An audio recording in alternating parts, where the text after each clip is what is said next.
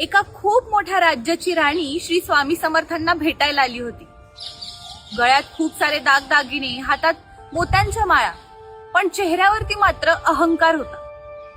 ती श्री स्वामी समर्थांच्या दरबारात गेली आणि तिथे जाऊन म्हणाली की समर्था, मी असं ऐकलंय की तुम्ही खूप मोठे योगी आहात म्हणून, पण माझ्याकडे तर धनसंपत्ती आहे, दागदागिने आहे, तुमच्याकडे काय?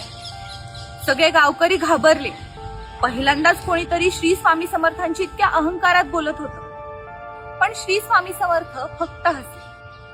त्यांनी जमिनीवरची माती मुठीत उचलली आणि तिच्या ओंजळीत ठेवली. तिने त्याच्याकडे सुद्धा तुच्छतेने पाहिलं आणि म्हणाली, ही काय देणगी? पण वाटेत घरी जात असताना तिच्या समोर चमत्कार घडला. त्या मूठभर मातीचं सोन्यात परिवर्तन झालं. तिला खात्री पटली की आपल्या सोन्यापेक्षा जास्त स्वामी समर्थांच्या चरणात असलेली ही मूठभर माती किती अमूल्य येते. ती धावत पळत श्री स्वामी समर्थांकडे गेली, त्यांच्या चरणाशी बसली आणि स्वामींना म्हणाले की समर्था, माझा अहंकार मोडला.